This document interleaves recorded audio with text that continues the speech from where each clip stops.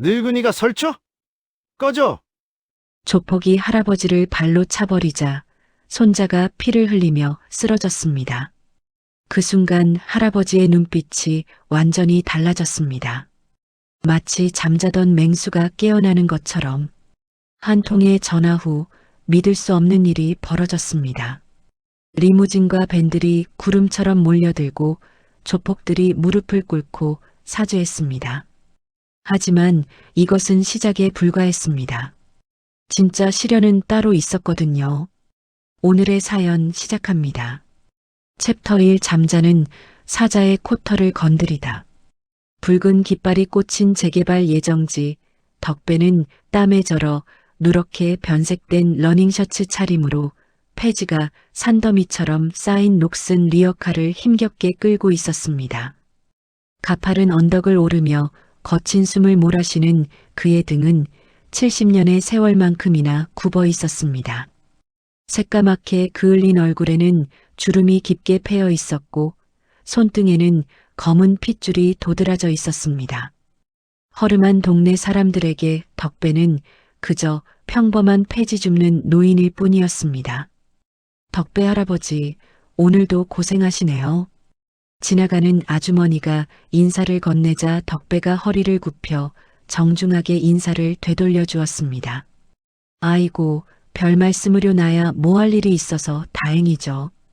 덕배의 목소리는 거칠었지만 따스했습니다. 수십 년간 이 동네에서 살아온 그는 모든 이웃과 정을 나누며 지내고 있었습니다. 특히 혼자 사는 할머니들의 무거운 짐을 대신 들어주거나 아이들에게 군것질거리를 사주는 일이 다반사였습니다.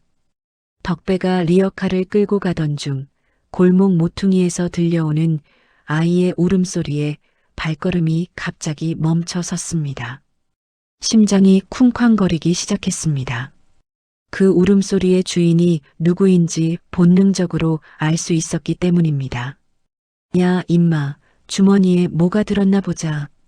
거칠고 비릿한 목소리가 골목 안쪽에서 울려 퍼졌습니다. 덕배가 조심스럽게 고개를 내밀어 보니 지역 재개발 이권을 장악한 용역 깡패 독사 패거리 5명이 하교 중이던 손자 민우를 둘러싸고 있었습니다. 민우는 얼굴이 새파랗게 질린 채 가방을 꼭 껴안고 벌벌 떨고 있었습니다. 독사는 30대 중반의 건장한 사내로 목과 팔뚝에 문신이 새겨져 있었습니다. 그가 민우의 가방을 거칠게 뒤지며 위협적으로 밀치자 민우가 비틀거리며 뒤로 밀려났습니다. 할아버지가 부자라며? 돈 좀 내놔봐. 독사가 냉소적인 웃음을 지으며 말했습니다. 저희 할아버지는 그냥 폐지 주우시는 분이에요. 민우가 떨리는 목소리로 대답하자 독사 옆에 서 있던 조직원이 비웃음을 터뜨렸습니다. 폐지 줍는 할아버지가 손자를 사립학교에 보내? 거짓말하지 마라. 민우의 교복을 보고 있던 독사가 멱살을 잡고 흔들었습니다. 숨김없이 말해, 할아버지 통장에 돈이 얼마나 있어? 덕배의 혈관이 터질 듯 부풀어 올랐습니다. 손이 주먹으로 꽉 쥐어졌고 온몸에서 진땀이 흘러내렸습니다. 하지만 아직은 참았습니다. 괜히 나섰다가 상황이 더 악화될 수도 있다는 생각 때문이었습니다. 독사가 민우의 뺨을 손바닥으로 때리자 민우가 그 자리에 주저앉았습니다. 아파요. 제발 그만해 주세요. 민우의 절규에 덕배의 이성이 끊어져 버렸습니다. 더 이상 참을 수 없었습니다. 눈이 뒤집힌 덕배가 리어카를 길바닥에 내팽개치고 달려들어 독사의 팔을 붙잡았습니다. 아이한테 무슨 짓이야? 덕배의 목소리가 골목 전체에 울려 퍼졌습니다. 하지만 덕배의 노쇠한 몸으로는 젊고 건장한 독사를 제압할 수 없었습니다. 늙은이가 설쳐? 꺼져. 독사가 비릿한 웃음을 흘리며 덕배의 가슴을 발로 차버렸습니다. 덕배는 균형을 잃고 뒤로 넘어져 길가에 파인 진흙탕 구덩이에 처박혔습니다. 흙탕물이 덕배의 온몸을 적시며 러닝셔츠는 더욱 누렇게 변했습니다. 할아버지. 흙탕물을 뒤집어 쓴 할아버지를 본 민우가 울부짖으며 달려들었습니다. 눈물과 콧물이 범벅이 된 채로 독사에게 대들었습니다. 우리 할아버지한테 왜 그래요? 할아버지는 아무 잘못도 없어요. 하지만 건장한 조직원이 민우의 뒤통수를 주먹으로 내려쳤습니다. 민우는 힘없이 바닥에 나뒹굴며 입술이 터져 선홍색 피가 흘러내렸습니다. 피를 흘리는 손자를 본 순간 덕배의 눈빛이 완전히 달라졌습니다. 노인의 기운이 사라지고 그 자리에 서늘하고 날카로운 무언가가 자리 잡았습니다. 마치 오랫동안 잠자고 있던 맹수가 깨어나는 것 같았습니다. 덕배가 진흙탕에서 몸을 일으키며 품속에서 구형 폴더폰을 꺼냈습니다. 손가락이 떨리지도 않고 정확하게 단축번호 1번을 눌렀습니다. 그리고는 차가운 음성으로 짧게 말했습니다. 코드 레드. 통화는 3초 만에 끝났습니다. 독사와 부하들은 그 모습을 보고 낄낄거리며 웃어댔습니다. 뭐야 저 할아버지, 누구한테 전화한다고? 폐지 주우면서 핸드폰은 언제 샀어? 독사가 덕배에게 다가가서 담배를 입에 물고 라이터로 불을 붙였습니다.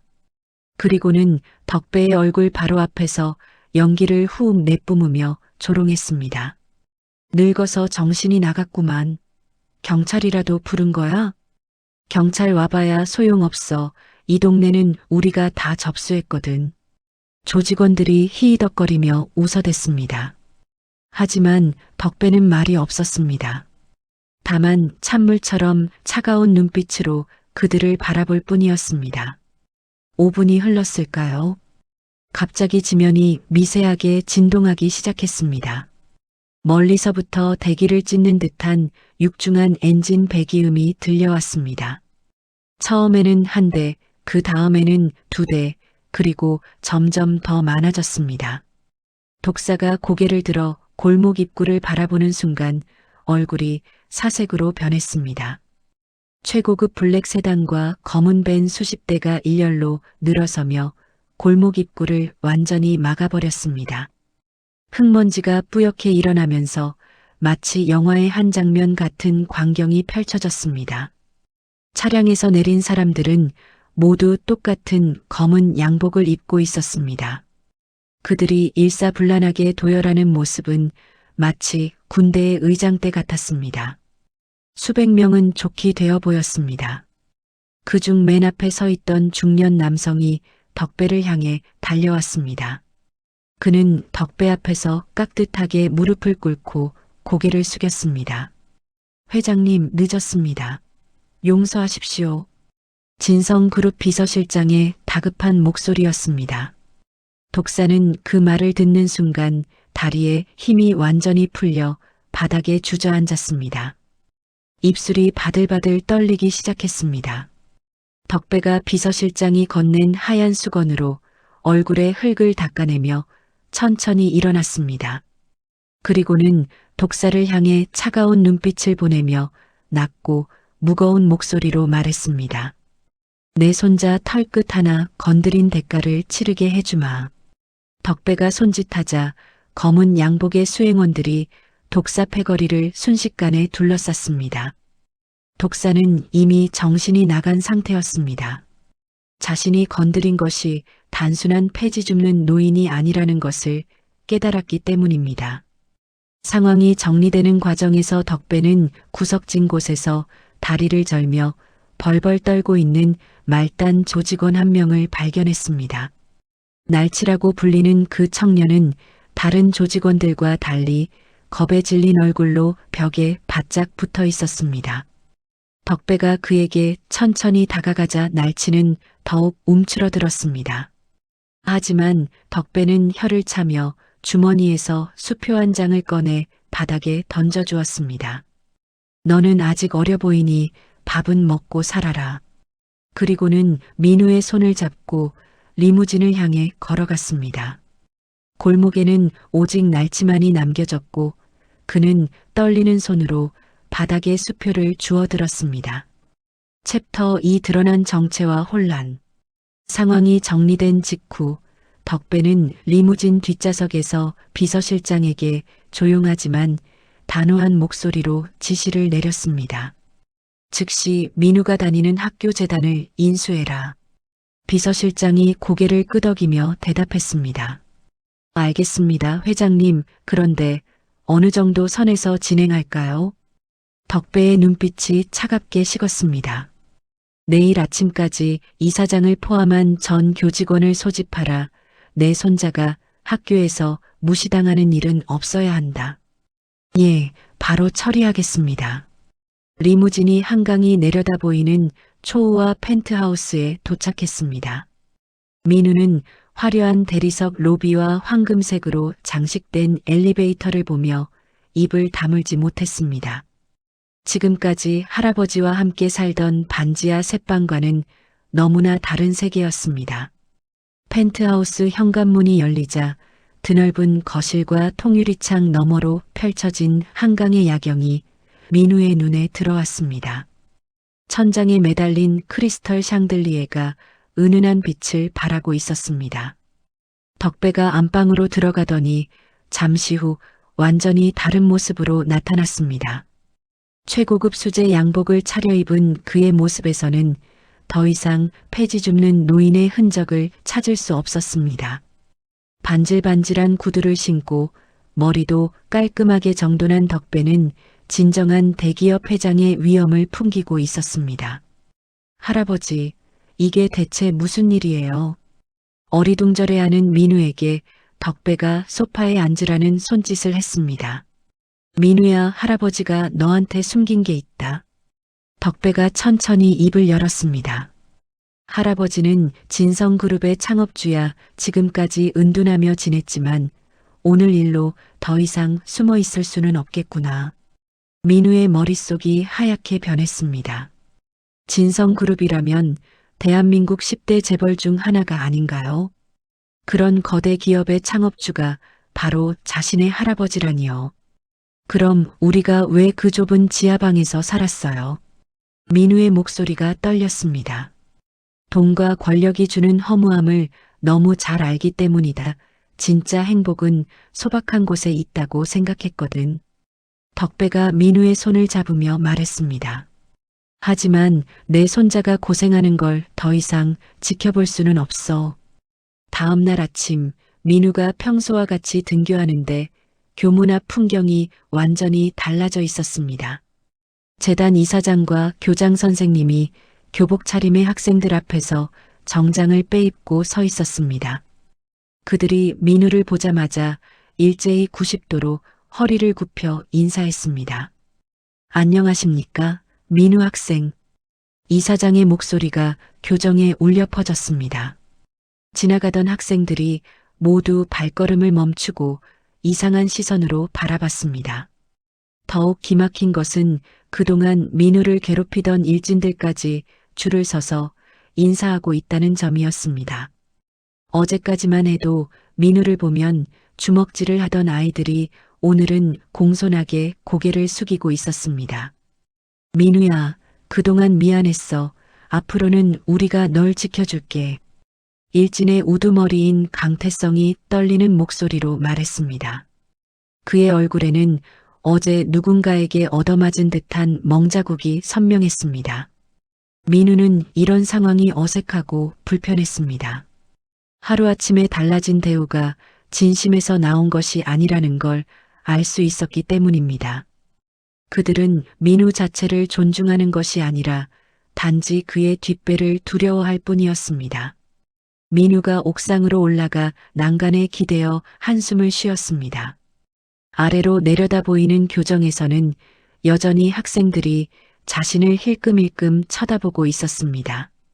그 시각 언론은 일제히 전설의 귀환이라는 헤드라인으로 덕배의 복귀를 대서특필하고 있었습니다. 각종 뉴스 채널에서는 폐지 줍는 노인으로 위장해 살던 재벌 회장의 드라마틱한 이야기를 연일 보도했습니다.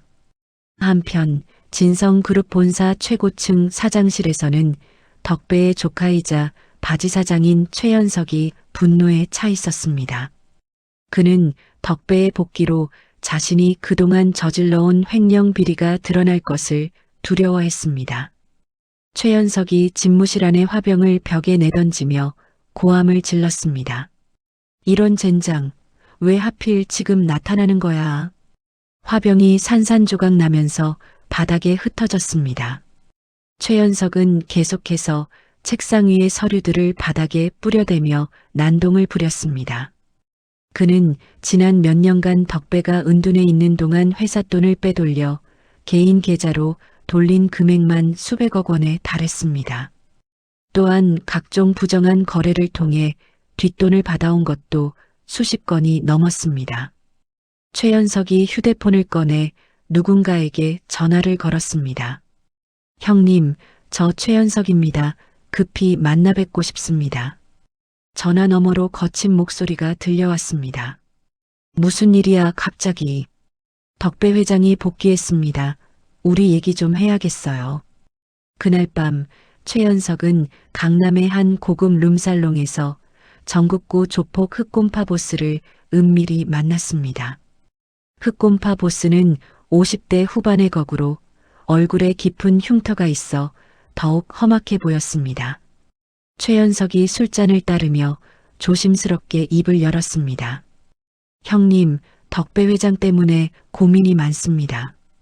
흑곰파 보스가 술을 한 모금 마시며 물었습니다. 그래서 어쩌자는 거야? 최연석이 주변을 살피고는 목소리를 낮췄습니다. 사실 덕배 회장이 심각한 치매를 앓고 있어요. 판단력이 거의 없는 상태라서 곧 쓰러질 겁니다. 이것은 완전한 거짓말이었습니다. 하지만 최연석은 흑곰파를 안심시키기 위해 이런 허위 정보를 흘렸습니다. 그럼 걱정할 것 없잖아. 흑곰파 보스가 대수롭지 않다는 듯이 말했습니다.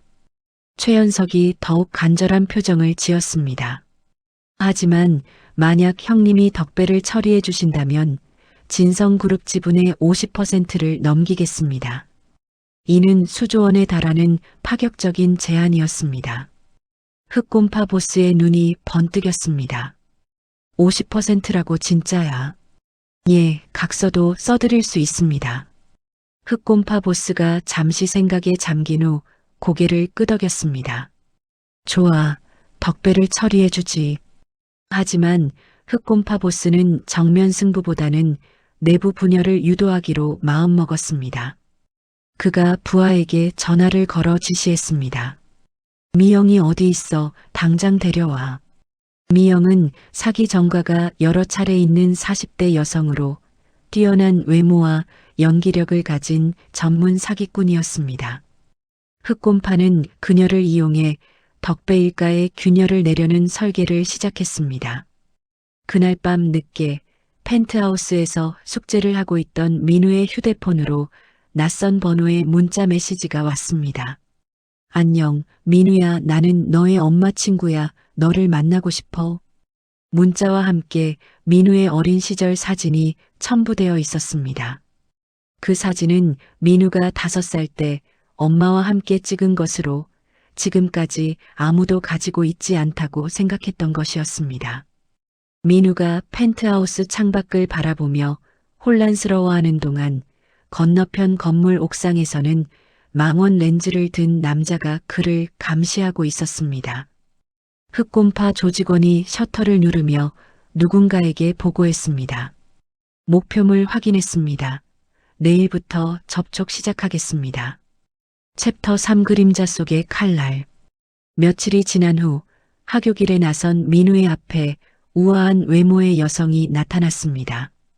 미영은 단정한 정장을 입고 있었고 화장도 깔끔하게 해서 신뢰감을 주는 인상이었습니다.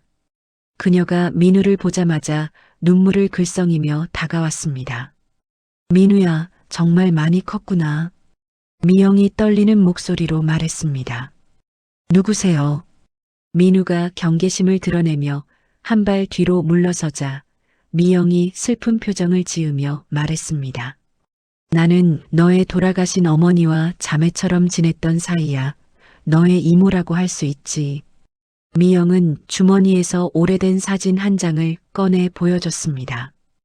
그 사진에는 젊은 시절의 미영과 민우의 어머니가 함께 찍힌 모습이 담겨 있었습니다. 민우의 눈이 커졌습니다. 어머니에 대한 기억이 희미했던 그에게는 소중한 단서처럼 보였습니다. 정말 우리 엄마 친구세요. 그럼 네가 태어났을 때부터 지켜봤단다.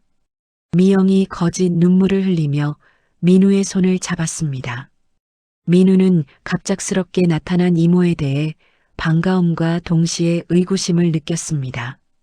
하지만 어머니에 대한 그리움이 컸던 터라 그녀를 펜트하우스로 데려오기로 했습니다. 펜트하우스에 도착한 미영은 화려한 인테리어를 둘러보며 감탄사를 연발했습니다. 하지만 그녀의 눈빛에는 탐욕스러운 빛이 스며들어 있었습니다. 덕배가 거실로 나왔을 때 미영을 보자마자 직감적으로 뭔가 이상하다는 것을 느꼈습니다. 오랫동안 사업을 해온 그의 눈에는 미영의 가식적인 표정이 훤히 보였습니다. 할아버지, 이분이 엄마의 친구셨던 이모예요. 민우가 소개하자 덕배가 미영을 찬찬히 살펴봤습니다. 그래요, 반갑습니다. 덕배가 인사를 건넸지만 목소리는 차가웠습니다. 미영이 덕배에게 다가가며 말했습니다. 회장님, 민우 어머니 생전에 참 걱정을 많이 했었어요. 무슨 걱정을 했다는 거요? 덕배의 눈이 날카로워졌습니다. 미영이 교묘하게 과거를 왜곡하기 시작했습니다. 민우 어머니가 집안에서 받아들여지지 못해서 많이 힘들어했거든요. 회장님께서도 처음에는 반대하셨다고 들었는데 이는 완전한 거짓말이었습니다. 덕배는 며느리를 진심으로 아꼈고 며느리의 죽음을 누구보다 슬퍼했던 사람이었습니다. 덕배가 벌떡 일어나며 단호하게 말했습니다. 당신 지금 당장 나가세요. 할아버지, 왜 그러세요? 민우가 당황하며 덕배를 말렸습니다. 이모는 엄마 얘기를 하려고 온 거예요. 덕배는 민우에게 자세한 설명을 할 수 없었습니다. 미영의 정체를 확실히 알아보기 전까지는 섣부른 판단을 할 수 없었기 때문입니다. 미영이 슬픈 표정을 지으며 일어났습니다. 민우야, 할아버지가 싫어하시니까 이모가 나가게 하지만 너와 꼭 얘기하고 싶은 것들이 있어. 그날 저녁 미영은 학교 앞에서 민우를 따로 만났습니다. 어둠이 내린 골목길에서 미영이 민우에게 서류 봉투를 건네며 말했습니다. 민우야, 이걸 봐. 봉투 안에는 정신병원 강제 입원 신청서라는 제목의 서류가 들어 있었습니다. 덕배의 이름으로 작성된 그 서류는 정교하게 위조된 것이었습니다. 이게 뭐예요? 민우가 떨리는 목소리로 물었습니다. 최연석 사장이 치매에 걸린 할아버지를 정신병원에 가두고 회사를 집어삼키려 한다는 거야. 미영이 가짜 눈물을 흘리며 말했습니다. 그럴 리가 없어요. 할아버지는 정정하세요. 겉으로는 그래 보여도 실제로는 판단력이 많이 떨어졌다는 거야. 그래서 최연석 사장이 이런 음모를 꾸미고 있는 거고. 미영의 거짓말은 점점 더 교묘해졌습니다. 그럼 어떻게 해야 해요? 민우가 불안해하며 물었습니다. 할아버지의 인감도장을 미리 빼돌려서 안전한 곳에 보관해야 해. 그래야 최연석 사장이 함부로 서류에 도장을 찍을 수 없거든. 이것이 바로 미영의 진짜 목적이었습니다. 인감도장만 손에 넣으면 덕배의 모든 재산을 자유자재로 조작할 수 있기 때문이었습니다. 민우는 할아버지를 지켜야 한다는 효심에 눈이 멀어 미영의 말을 믿기 시작했습니다. 정말 할아버지를 도울 수 있는 방법이에요. 물론이야, 이모를 믿어. 미영이 민우의 어깨를 다정하게 토닥이며 말했습니다. 그날 밤 민우는 잠든 할아버지 몰래 서재로 들어갔습니다. 서재 한쪽에 있는 금고는 민우도 비밀번호를 알고 있었습니다. 할아버지가 만약의 상황에 대비해 알려준 것이었습니다. 민우의 손이 심하게 떨렸습니다. 할아버지를 배신하는 것 같아서 마음이 아팠지만 할아버지를 구하기 위해서라고 자신을 달랬습니다. 금고 안에서 빨간 벨벳 상자에 담긴 인감 도장을 발견했습니다. 그 도장은 덕배의 모든 권력과 재산을 상징하는 물건이었습니다.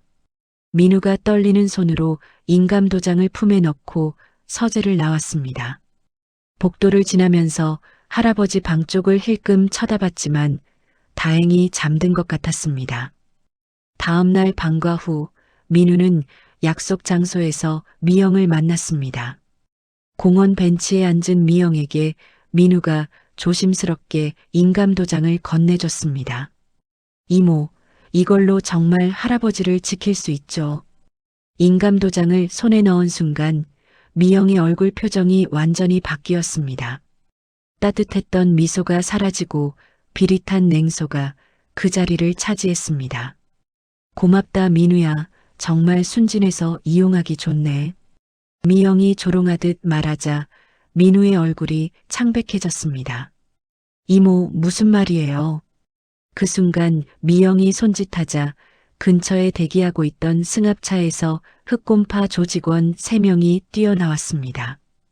그들이 민우를 강제로 끌고 가려 하자 민우가 소리쳤습니다. 살려주세요. 도와주세요. 하지만 인적이 드문 공원에서는 아무도 민우의 외침을 듣지 못했습니다. 조직원들이 민우의 입을 막고 승합차에 밀어 넣었습니다. 승합차가 출발하면서 미영이 민우를 향해 비웃으며 말했습니다. 내 할아버지가 아무리 대단해도 이미 늦었어. 인감 도장은 우리 손에 있거든. 한편 펜트하우스에서는 덕배가 평소보다 일찍 서재에 들렸다가 금고가 열려 있는 것을 발견했습니다. 인감 도장이 사라진 것을 확인한 덕배는 즉시 보안팀에게 CCTV 확인을 지시했습니다. 모니터에 나타난 것은 충격적인 장면이었습니다. 다름 아닌 민우가 스스로 금고를 열고 인감 도장을 가져가는 모습이었습니다. 덕배의 가슴이 무너져 내렸습니다. 하지만 곧바로 이것이 함정임을 직감했습니다. 민우가 스스로 그런 일을 할 리가 없다는 것을 알고 있었기 때문입니다. 덕배가 비서실장에게 다급하게 전화를 걸었습니다. 즉각적인 위치 추적과 코드 레드를 발령한다. 은퇴한 옛 가신들까지 모두 소집하라. 알겠습니다, 회장님. 납치된 승합차 안에서 민우가 미영에게 절규했습니다. 이게 무슨 짓이에요? 저를 속인 거예요. 미영이 차가운 웃음을 지으며 대답했습니다.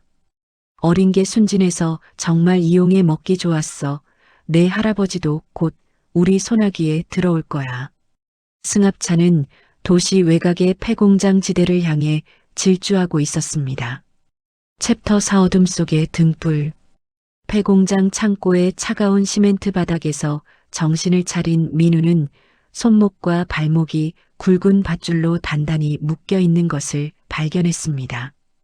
창고 안은 녹슨 기계들과 쌓인 폐자재로 가득했고 곰팡이 냄새와 기름 냄새가 코를 찔렀습니다. 희미한 전구 불빛 아래로 미영과 그녀 뒤에 서 있는 최연석 사장, 그리고 흑곰파 조직원들의 모습이 보였습니다. 최연석이 민우 앞에 쪼그려 앉으며 비웃는 표정을 지었습니다. 야, 꼬마야. 네가 가져온 도장 덕분에 일이 정말 쉬워졌다. 그의 손에는 민우가 훔쳐온 인감 도장이 들려 있었습니다. 최연석이 준비해온 주식 양도 각서에 도장을 꾹꾹 눌러 찍으며 광기 어린 웃음을 터뜨렸습니다. 이제 진성그룹은 완전히 내 것이야. 덕배 그 늙은이는 이제 끝났어. 미영이 옆에서 박수를 치며 맞장구를 쳤습니다. 사장님 정말 대단하세요. 이렇게 간단하게 해결될 줄 몰랐어요. 민우가 분노에 차서 소리쳤습니다. 이 나쁜 사람들아. 할아버지를 속이고 저까지 이용한 거야. 최연석이 민우의 뺨을 힘껏 때리며 말했습니다. 시끄러워. 네가 멍청해서 당한 거지 누구를 탓해. 조직원들이 민우 주변으로 다가오기 시작했습니다. 그들의 손에는 몽둥이와 쇠파이프가 들려 있었습니다. 이제 이 꼬마도 처리해야지. 증인이 남아있으면 안 되니까. 흑곰파 조직원이 으르렁거리며 민우에게 다가왔습니다. 바로 그 순간이었습니다. 창고의 메인 전원이 갑자기 차단되면서 사방이 칠흑 같은 어둠에 휩싸였습니다. 뭐야? 정전이야? 최연석이 당황하며 소리쳤습니다. 어둠 속에서 둔탁한 타격음이 연이어 들려왔습니다. 우악! 아! 조직원들의 비명소리가 창고 안을 울렸습니다. 무언가 빠른 속도로 움직이며 그들을 하나씩 제압해 나가는 것 같았습니다. 몇 분 후 비상등이 희미하게 켜지자 충격적인 광경이 드러났습니다. 흑곰파 조직원들이 모두 바닥에 쓰러져 있었고 최연석과 미영만이 벌벌 떨며 서 있었습니다. 쓰러진 조직원들 사이로 거친 인상의 중년 남성이 천천히 걸어 나왔습니다. 그는 50대 정도로 보이는 건장한 체격의 남성으로 낡은 가죽 자켓을 입고 있었습니다. 얼굴에는 오래된 상처 자국들이 있어 더욱 무서워 보였습니다. 누구야 넌? 최연석이 떨리는 목소리로 소리쳤습니다. 남성이 차가운 눈빛으로 최연석을 바라보며 입을 열었습니다.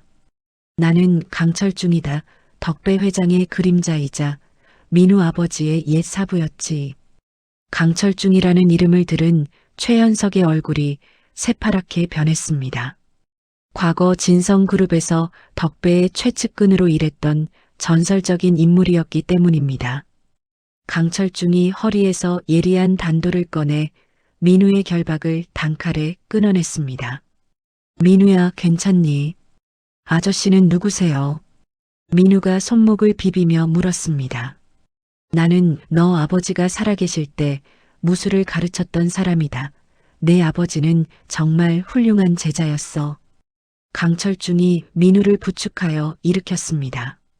민우는 묶였던 부위 주변에 멍이 심하게 들어 있었고 손목에서는 피가 조금씩 흘러나오고 있었습니다. 하지만 긴박한 상황 탓에 민우는 대수롭지 않게 넘겼습니다. 할아버지는 어떻게 여기를 아셨어요? 덕배 회장님이 너의 휴대폰 위치를 추적했지. 걱정 마라. 이제 안전하다. 한편 최연석은 기회를 노려 창고 뒤편으로 도망치려 했지만 강철중이 던진 단도가 그의 다리를 스쳐 지나가며 넘어뜨렸습니다. 어디 가려고 그래? 강철중이 냉소적으로 웃으며 다가갔습니다. 미영도 마찬가지로 도망치려 했지만 이미 창고 입구가 봉쇄된 상태였습니다. 덕배의 수하들이 모든 출구를 막고 서 있었기 때문입니다. 이제 모든 게 끝났다. 강철중이 최연석을 끌고 일으켜 세우며 말했습니다. 펜트하우스로 돌아온 민우는 거실에서 기다리고 있던 덕배 앞에 무릎을 꿇고 고개를 숙였습니다. 할아버지, 정말 죄송해요. 제가 너무 어리석었어요. 덕배가 민우에게 다가와 두 손으로 민우의 어깨를 감쌌습니다. 민우야, 내 잘못이 아니다. 그 나쁜 사람들이 너를 속인 거야. 하지만 할아버지의 인감도장을 제가 가져갔어요. 민우의 목소리가 울먹였습니다. 덕배가 민우를 조용히 안아주며 말했습니다. 도장은 다시 찾으면 그만이다. 네가 무사한 게 더 중요해. 덕배의 품 안에서 민우가 눈물을 흘렸습니다. 할아버지의 따뜻함을 느끼며 자신의 실수를 깊이 반성했습니다. 강철중이 옆에서 서류 뭉치를 덕배에게 건네며 말했습니다. 회장님, 최연석의 사무실 비밀 금고에서 이중장부를 확보했습니다. 모든 불법 거래, 내역과 횡령 증거가 다 들어있어요. 덕배의 눈이 승부사의 빛으로 번뜩였습니다. 좋아, 내일 주주총회에서 모든 걸 정리하자. 덕배가 강철중을 향해 고개를 끄덕이며 말했습니다. 그리고 미영과 흑곰파 놈들 모두 경찰에 넘겨라. 납치와 사기 혐의로 충분히 처벌받을 수 있을 거다. 알겠습니다. 강철중이 경례하듯 고개를 숙였습니다. 덕배가 민우의 손을 잡으며 결연한 표정을 지었습니다. 민우야, 내일이면 모든 게 끝날 거다. 더 이상 무서워하지 마라. 밤이 깊어가면서 펜트하우스는 조용해졌지만 내일 벌어질 마지막 승부를 위한 준비는 계속되고 있었습니다. 덕배와 강철중, 그리고 민우는 각자의 자리에서 내일의 주주총회가 최연석의 무덤이 될 것이라는 확신을 가지고 있었습니다. 챕터 5 황제의 귀환. 다음 날 오전 9시 진성그룹 본사 최고층에 위치한 대회의실에는 긴장감이 팽팽하게 흐르고 있었습니다. 임시 주주총회를 위해 모인 주주들과 임원진들이 웅성거리며 자리를 잡고 있었습니다. 대회의실은 50여 명이 앉을 수 있는 규모로 한쪽 벽면 전체가 통유리창으로 되어 있어 서울 시내가 한눈에 내려다 보였습니다. 최연석 사장이 단상 위에 서서 정장 차림으로 의기양양한 모습을 보이고 있었습니다. 그의 손에는 민우에게서 뺏은 인감도장으로 작성된 각종 서류들이 들려 있었습니다. 주주들 앞에서 그 서류들을 흔들며 큰 소리로 말했습니다. 여러분, 오늘 이 자리는 진성그룹의 새로운 출발을 알리는 역사적인 순간입니다. 최연석의 목소리에는 승리감이 가득했습니다. 덕배 전 회장께서 노안으로 인해 더 이상 회사 경영을 할 수 없는 상태가 되셨습니다. 따라서 정식으로 회장직을 제게 승계하신다는 서류에 직접 도장을 찍으셨습니다. 주주들 사이에서 수군거림이 일어났습니다. 일부는 놀라워했고 일부는 의심스러워했습니다. 최연석이 의사봉을 들어올리며 말했습니다. 그럼 이제 공식적으로 회장직 승계를 선포하겠습니다. 바로 그 순간이었습니다. 회의장 문이 박살나듯 거칠게 열리면서 우레와 같은 발소리가 울려 퍼졌습니다. 덕배가 민우와 강철중을 좌우에 거느리고 위풍당당하게 들어섰습니다. 덕배는 최고급 수제 정장을 입고 있었고 그의 눈빛에는 황제의 위엄이 서려 있었습니다. 70세가 넘은 나이에도 불구하고 그의 걸음걸이에는 흔들림이 없었습니다. 회의장 안이 순식간에 조용해졌습니다. 모든 사람들이 덕배를 바라보며 숨을 죽였습니다. 당황한 최연석이 떨리는 목소리로 소리쳤습니다. 삼촌, 삼촌이 여기 왜 나와요? 치매 걸린 노인이 회의를 방해하면 안 되죠. 덕배가 마이크 없이도 회의장 전체에 울려 퍼지는 육성으로 일갈했습니다. 내 자리가 그리 탐나더냐. 그 한마디에 회의장의 공기가 얼어붙었습니다. 주주들이 모두 덕배를 향해 고개를 돌렸고 최연석의 얼굴은 창백해졌습니다. 덕배가 단상을 향해 천천히 걸어가면서 말했습니다. 30년 전 이 회사를 맨손으로 일으킨 사람이 나다. 그런 내가 언제 너 같은 놈에게 회장직을 넘긴다고 했느냐. 최연석이 서류를 흔들며 변명했습니다. 여기 삼촌 도장이 찍혀 있어요. 정식으로 승계 서류에 서명하신 거라고요. 덕배가 냉소적인 미소를 지으며 손짓했습니다.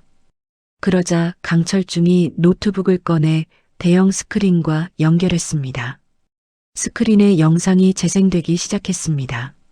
최연석이 미영과 함께 카페에서 만나는 모습이었습니다. 형님이 덕배를 처리해 주시면 진성그룹 지분의 50%를 넘기겠습니다. 최연석의 목소리가 회의장에 선명하게 울려 퍼졌습니다. 주주들이 경악하며 웅성거리기 시작했습니다. 이어서 미영이 민우를 속여 인감도장을 훔치도록 사주하는 장면과 민우가 납치되는 영상까지 연달아 재생되었습니다. 이건 조작된 영상이에요. 최연석이 발악하며 소리쳤지만 이미 늦었습니다. 마지막으로 흑곰파와의 불법 거래 녹취록이 재생되자 회의장은 완전히 아수라장이 되었습니다. 이 자식이 우리 돈을 빼돌렸다고. 회장님을 배신한 게 아니라 우리까지 속인 거네. 주주들의 분노가 폭발했습니다. 바로 그때 회의장 문이 다시 열리며 서울지검 특수부 검사들이 들어왔습니다. 그들은 미리 대기하고 있다가 덕배의 신호를 기다리고 있었던 것입니다. 최연석 씨, 횡령과 배임, 그리고 납치교사 혐의로 긴급 체포합니다. 검사가 영장을 보여주며 말했습니다. 최연석은 끌려가면서도 계속 발악했습니다. 삼촌, 저도 가족이잖아요. 이렇게 하면 안 돼요. 하지만 덕배는 차가운 눈빛으로 그를 바라보며 말했습니다. 가족이라고 해서 죄를 용서받을 수 있다고 생각하느냐? 내 손자를 납치한 것만으로도 용서받을 수 없다. 최연석이 검사들에게 끌려나가면서도 덕배를 원망스럽게 바라봤습니다.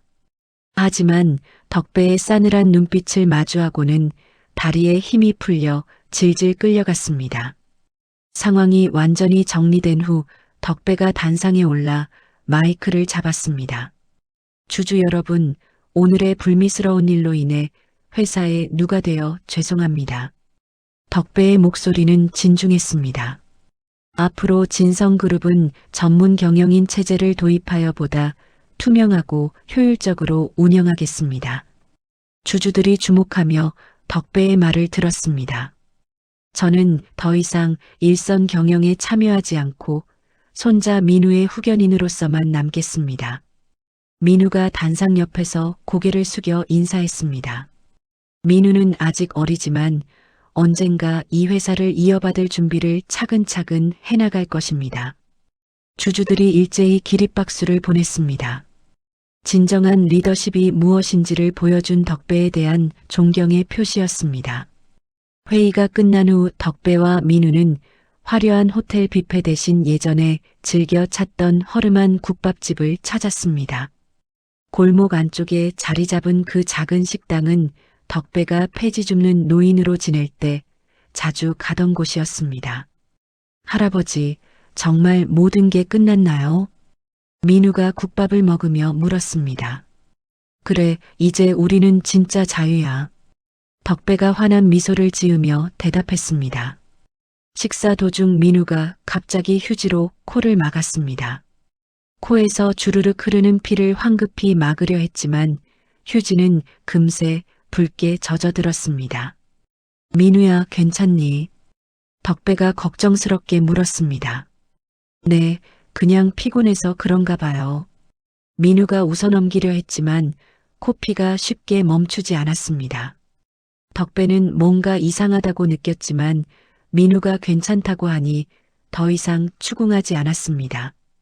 식사를 마친 두 사람은 달동네 언덕에 올라 서울 시내의 야경을 바라봤습니다. 민우야, 할아버지가 이곳을 노인과 아이들을 위한 복지타운으로 만들 계획이야. 덕배가 꿈에 부푼 목소리로 말했습니다.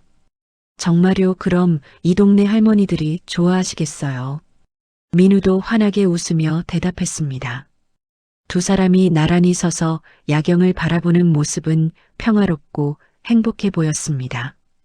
하지만 아직 그들은 곧 닥쳐올 더 큰 시련에 대해서는 전혀 모르고 있었습니다. 챕터 6 무너진 하늘. 그로부터 일주일이 지난 어느 평화로운 오후, 펜트하우스 거실에서는 덕배와 민우가 장기를 두고 있었습니다. 햇살이 통유리창을 통해 부드럽게 들어와 거실 전체를 따스하게 비추고 있었습니다. 덕배는 편안한 잠옷 차림이었고 민우는 학교에서 돌아온 후 교복 셔츠만 입은 채였습니다. 할아버지, 이번엔 제가 이길 거예요. 민우가 장기야를 옮기며 자신만만하게 말했습니다. 그래, 한번 해보자꾸나. 덕배가 빙그레 웃으며 차를 한 모금 마셨습니다. 두 사람 사이의 장기판 위에서는 조용한 승부가 펼쳐지고 있었습니다. 이런 평범한 일상이 덕배에게는 그 어떤 사업적 성공보다 소중했습니다. 민우가 말을 옮기려던 순간 갑자기 어지럼증을 호소하며 이마를 짚었습니다. 머리가 좀 어지러워요. 괜찮니? 덕배가 걱정스럽게 바라보는 가운데 민우가 코를 움켜쥐었습니다. 할아버지, 또 코피가. 이번에는 지난번과 달리 코피가 콸콸 쏟아져 나왔습니다. 휴지로 막아봐도 전혀 멈출 기미를 보이지 않았습니다. 민우의 얼굴이 순식간에 창백해졌고 코에서 흘러나오는 피는 점점 더 많아졌습니다. 민우야. 덕배가 황급히 일어나 민우에게 달려갔습니다. 민우가 균형을 잃고 비틀거리더니 그대로 장기판 위로 쓰러졌습니다. 장기알들이 바닥으로 흩어지며 딸깍거리는 소리가 거실에 울려 퍼졌습니다. 민우야, 정신 차려. 덕배가 민우를 흔들었지만 민우는 의식을 잃은 상태였습니다. 덕배의 얼굴이 사색으로 변했습니다. 덕배가 즉시 비서실장에게 전화를 걸었습니다. 헬기를 바로 띄워 대학병원 응급실로 직행한다. 10분도 안 되어 펜트하우스 옥상에 전용 헬기가 착륙했습니다.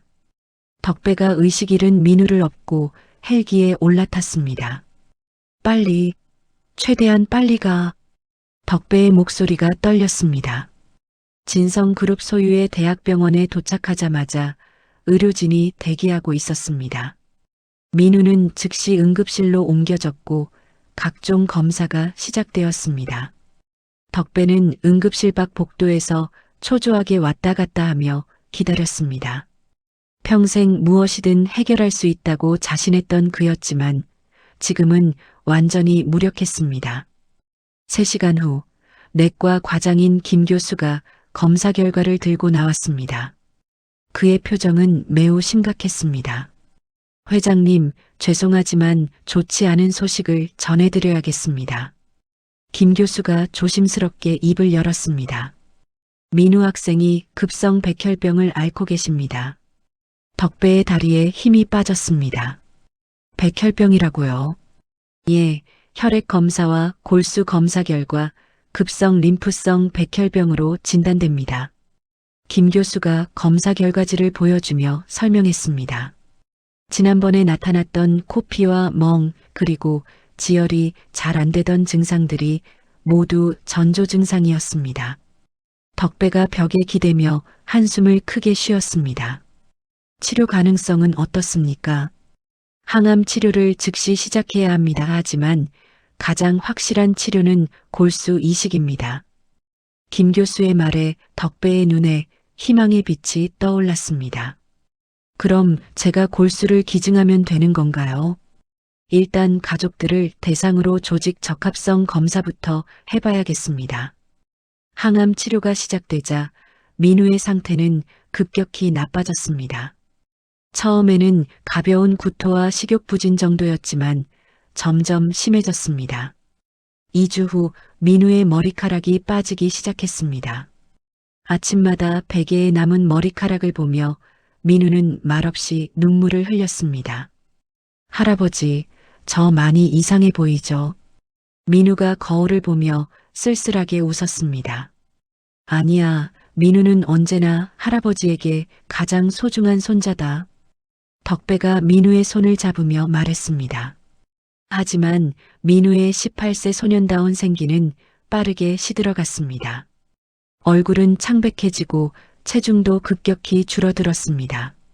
한편 덕배를 포함한 친인척들을 대상으로 한 골수 검사 결과가 나왔습니다.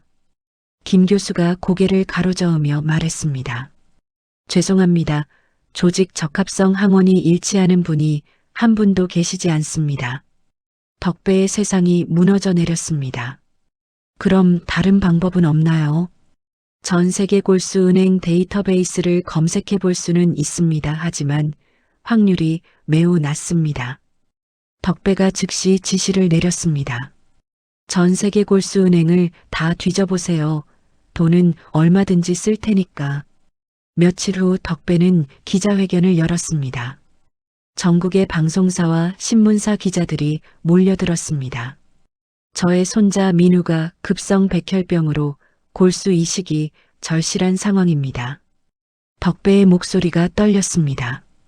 골수가 일치하는 공여자를 찾아주시는 분께는 제 전 재산의 절반이라도 드리겠습니다. 이는 수조 원에 달하는 어마어마한 금액이었습니다. 덕배의 절박한 호소가 전국에 방송되자 수많은 사람들이 병원으로 몰려들었습니다.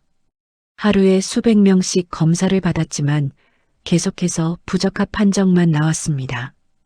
일주일이 지나고 2주일이 지나도 결과는 마찬가지였습니다. 덕배는 절망의 구렁텅이로 빠져들었습니다. 설상가상으로 민우의 상태가 급격히 악화되었습니다. 면역력이 바닥에 떨어져 폐혈증 쇼크가 왔습니다. 즉시 중환자실로 옮겨야 합니다. 의료진이 급하게 민우를 중환자실로 이송했습니다. 산소호흡기에 의지한 민우의 모습을 본 덕배는 그 자리에서 무너졌습니다. 중환자실 유리벽 앞에서 덕배가 바닥에 주저앉아 오열했습니다. 제발 내 목숨을 가져가고 손자를 살려달라. 천하를 호령하던 재벌 회장도 이 앞에서는 그저 무력한 할아버지일 뿐이었습니다. 병원 로비에는 민우의 쾌유를 비는 시민들의 촛불이 하나둘 켜지기 시작했습니다.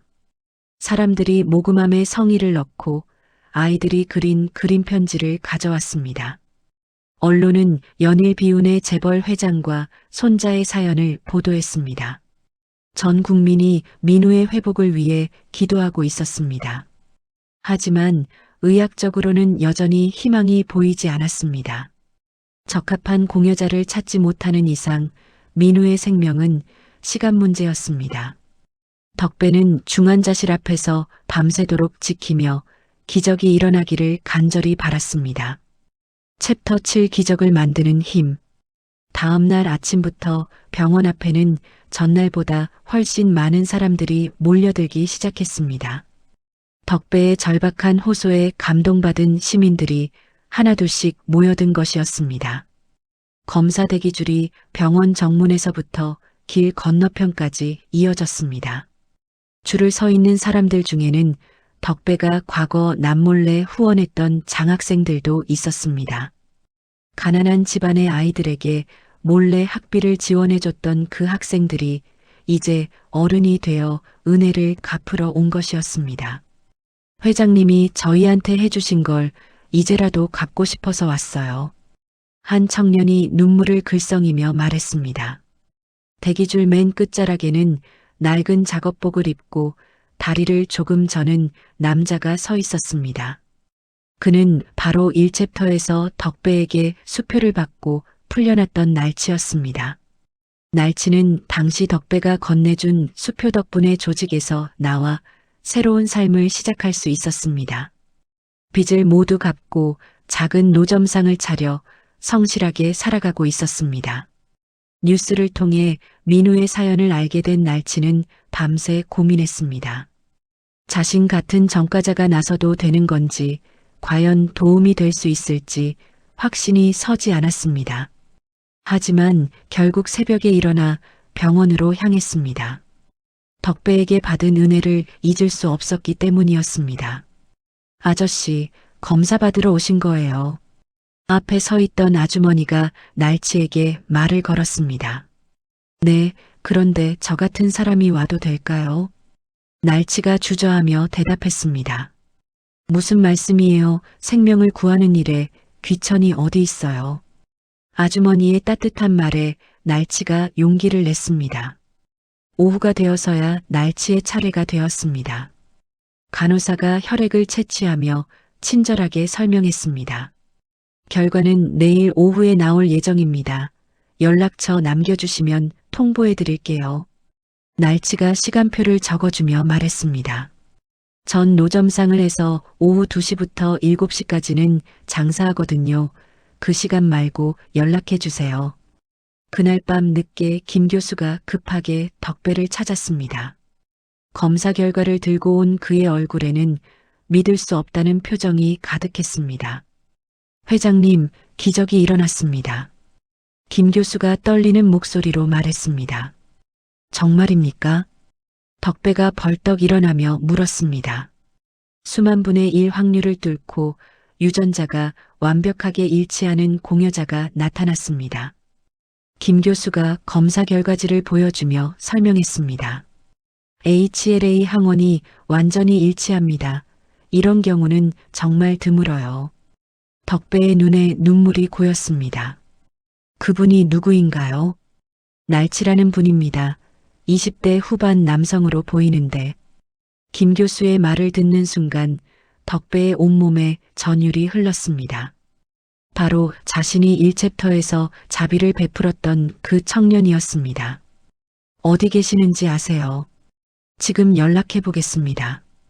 다음 날 아침 날치가 병원에 도착했을 때 덕배가 직접 나와서 기다리고 있었습니다. 날치를 알아본 덕배가 달려가 그의 손을 꽉 잡았습니다. 정말 고맙습니다. 덕배의 목소리가 떨렸습니다. 회장님, 날치도 덕배를 알아보고 놀라며 말했습니다. 회장님이 그때 저를 사람 취급해 주신 덕분에 지금까지 살 수 있었습니다. 날치가 눈물을 흘리며 계속 말했습니다. 제 피라도 써주세요. 그때 받은 은혜를 이제라도 갚고 싶어요. 두 사람이 서로 끌어안고 울었습니다. 주변에서 지켜보던 의료진과 가족들도 모두 눈물을 흘렸습니다. 수술 날짜가 일주일 후로 잡혔습니다. 그동안 민우와 날치 모두 수술을 위한 준비에 들어갔습니다. 수술 당일 아침 무균실에 들어가는 민우를 향해 덕배가 유리창 너머로 손을 흔들었습니다. 민우야, 할아버지가 여기서 기다리고 있을게. 민우가 산소 마스크 너머로 희미하게 미소를 지었습니다. 수술대에 오르는 날치를 향해서도 덕배가 깊이 고개를 숙였습니다. 정말 고맙습니다. 평생 잊지 않겠습니다. 회장님, 걱정 마세요. 제가 꼭 살려낼게요. 날치가 엄지손가락을 치켜 세우며 말했습니다. 장장 10시간에 걸친 대수술이 시작되었습니다. 덕배는 수술실 앞 의자에 앉아 하염없이 기다렸습니다. 강철중과 비서진들도 함께 기다렸고 병원 로비에는 수많은 시민들이 촛불을 들고 기도하고 있었습니다. 수술 중에는 여러 차례 위험한 순간이 있었습니다. 민우의 혈압이 급격히 떨어지기도 하고 출혈이 심해지기도 했습니다. 하지만 의료진의 노력으로 위기를 하나씩 넘겼습니다. 마침내 오후 8시 수술실 위쪽의 수술 중 램프가 꺼졌습니다. 집도이가 마스크를 벗으며 밝은 표정으로 나왔습니다. 수술이 성공적으로 끝났습니다. 이식된 골수가 잘 자리 잡고 있습니다. 대기실이 환호성으로 가득 찼습니다. 덕배가 그 자리에 털썩 주저앉아 아이처럼 엉엉 울음을 터뜨렸습니다. 강철중과 비서진들도 서로 얼싸안고 기쁨을 나눴습니다. 병원 로비의 시민들도 박수를 치며 기뻐했습니다. 2시간 후 마취에서 깬 민우가 희미하게 눈을 떴습니다. 중환자실 유리창 너머로 덕배가 손을 흔들며 세상에서 가장 환한 미소를 지어 보였습니다. 민우도 힘없지만 옅은 미소로 화답했습니다. 할아버지. 입모양으로 말하는 민우를 본 덕배가 더욱 크게 웃었습니다. 그날 밤 덕배는 날치에게 찾아가 다시 한번 감사 인사를 드렸습니다. 어떻게 보답을 해야 할지 모르겠습니다. 회장님, 그냥 민우가 건강하게 자라는 것만 봐도 충분해요. 날치가 겸손하게 말했습니다. 기적은 정말로 일어났습니다. 작은 선행이 거대한 기적으로 돌아온 순간이었습니다. 챕터 8 결말 및 에필로그. 1년 후 완치 판정을 받고 건강을 되찾은 민우가 한강공원에서 조깅을 하고 있었습니다. 아침 햇살이 강물 위에 반짝이고 시원한 바람이 민우의 얼굴을 스쳐 지나갔습니다. 예전에 창백했던 얼굴색은 완전히 사라지고 건강한 혈색이 돌아왔습니다. 머리카락도 다시 자라나 예전보다 더욱 풍성해 보였습니다. 그 뒤를 자전거를 탄 덕배가 쫓아가며 소리쳤습니다. 같이 가자, 이 녀석아. 할아버지를 두고 가면 안 되지. 71세의 나이에도 불구하고 덕배는 자전거를 능숙하게 타고 있었습니다. 운동복 차림의 그는 1년 전의 근심 어린 모습과는 완전히 달랐습니다. 할아버지, 너무 천천히 오시는걸요. 민우가 뒤돌아보며 웃으면서 대답했습니다. 두 사람의 활기찬 아침 운동은 이제 일상이 되어 있었습니다. 덕배는 약속대로 경영 일선에서 완전히 물러나 명예회장 직함만 유지한 채 민우와 함께하는 평범한 일상을 즐기는 데 집중하고 있었습니다. 회사 업무는 전문 경영인에게 맡기고 중요한 결정만 자문 역할로 참여했습니다. 민우는 고등학교를 졸업한 후 사회복지학과에 수석으로 입학했습니다. 할아버지의 뜻을 이어받아 체계적이고 효율적인 복지재단을 운영하기 위한 공부를 시작한 것이었습니다. 대학 강의실에서 민우는 다른 학생들보다 더욱 열정적으로 공부했습니다. 교수들도 민우의 진지한 자세에 감탄을 금치 못했습니다. 사회복지란 단순히 돈을 나누어 주는 것이 아닙니다. 진정한 자립을 도와주는 것이죠. 민우가 발표 시간에 말했습니다. 그래서 저는 일방적인 지원보다는 교육과 기회를 제공하는 시스템을 만들고 싶습니다. 완공된 덕배 행복타운의 개관식 날이 되었습니다. 예전 재개발 예정지였던 달동네 자리에 현대적이면서도 따뜻한 느낌의 복지시설이 들어섰습니다. 개관식 테이프 커팅 행사에는 정치인이나 재계 인사들 대신 동네 할머니들과 아이들이 덕배, 민우와 함께 나란히 서 있었습니다. 할아버지, 정말 예쁘게 지었네요. 동네에서 오랫동안 살아온 박할머니가 감탄하며 말했습니다. 저희들을 위해서 이런 시설을 만들어 주시다니. 덕배가 할머니의 손을 잡으며 말했습니다. 할머니, 제가 더 감사하죠. 이 동네에서 정을 나누며 살 수 있어서요. 행복타운 내 무료 급식소에서는 놀라운 광경이 펼쳐지고 있었습니다. 날치를 포함한 1챕터의 갱생한 조폭들이 문신을 토시로 가린 채 하얀 앞치마를 두르고 땀을 뻘뻘 흘리며 배식 봉사를 하고 있었습니다. 독사도 그중 한 명이었습니다. 예전의 험악한 모습은 온데간데 없고 진심으로 봉사에 임하는 모습이었습니다. 어르신, 국 좀 더 드릴까요? 독사가 공손하게 말하자 할머니가 놀라며 바라봤습니다. 이 친구 예전에 우리 동네를 괴롭히던. 죄송합니다, 할머니. 그때 정말 잘못했어요. 독사가 깊이 고개를 숙이며 사과했습니다. 덕배가 주방으로 들어와 국물을 맛보더니 소리쳤습니다. 야, 국물이 너무 짜다. 날치가 억울해하며 대답했습니다. 회장님, 저염식 레시피대로 정확히 했습니다. 그래, 그럼 내 입맛이 변한 건가? 덕배가 장난스럽게 웃자 주방 안이 웃음바다가 되었습니다. 이런 소소한 일상들이 덕배에게는 그 어떤 사업적 성취보다 값졌습니다.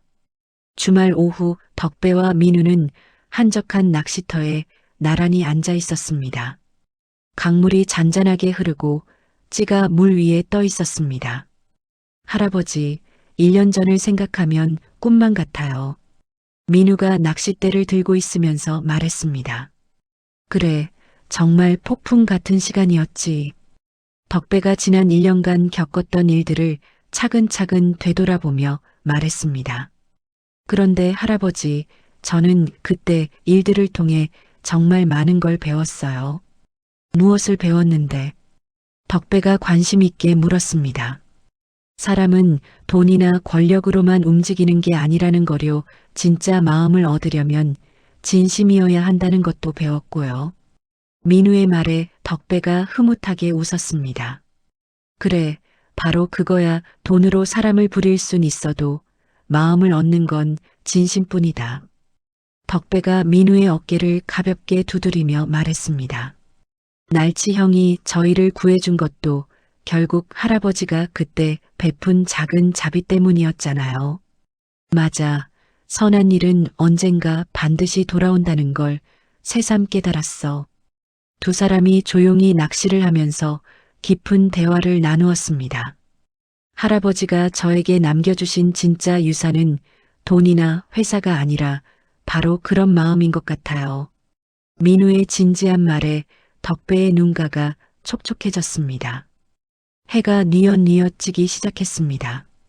노을이 강물 위에 황금빛으로 반짝이면서 아름다운 풍경을 만들어냈습니다. 낚시 도구를 챙겨 집으로 향하는 길, 민우는 앞서 걷는 할아버지의 등이 예전보다 조금 작아 보이지만 그 어느 때보다 거대하게 느껴졌습니다. 진정한 리더십과 인간다움이 무엇인지를 보여준 할아버지의 모습이 마음 깊이 새겨져 있었습니다. 할아버지, 오늘 저녁은 제가 쏠게요. 순대국밥 어때요? 민우가 밝은 목소리로 제안했습니다. 그래, 좋지. 하하. 덕배가 껄껄 웃으며 민우의 어깨 동무를 했습니다. 두 사람이 나란히 걸어가는 뒷모습 위로 석양이 따스하게 비치고 있었습니다. 평범하지만 진실한 행복을 찾은 할아버지와 손자의 모습은 그 어떤 화려한 성공담보다도 아름다웠습니다. 작은 선행이 만들어낸 기적, 그리고 진심으로 사람을 대하는 마음의 소중함을 일깨워주는 따뜻한 이야기가 이렇게 마무리되었습니다. 때로는 가장 평범해 보이는 사람이 가장 놀라운 힘을 가지고 있기도 합니다. 덕배 할아버지가 그랬죠. 폐지를 줍는 초라한 노인으로 보였지만 실제로는 거대한 기업을 일군 전설적인 인물이었습니다. 하지만 이 이야기의 진짜 교훈은 권력이나 돈이 아닙니다. 작은 선행이 결국 기적을 만들어낸다는 것이죠. 날치에게 베푼 작은 자비가 1년 후 손자의 생명을 구하는 기적으로 돌아왔습니다. 진정한 부는 통장 잔고가 아니라 진심으로 사람을 대하는 마음에서 나오는 것 같습니다. 덕배가 마지막에 찾은 행복도 화려한 펜트하우스가 아닌 이웃과 정을 나누는 소박한 일상이었으니까요. 우리 모두 누군가에게는 힘이 되어줄 수 있는 사람입니다. 오늘 하루도 작은 선행 하나씩 베풀며 살아가면 어떨까요? 이야기를 끝까지 들어주신 분이 계시다면 잘 들었다고 댓글 하나만 남겨주세요. 감사합니다.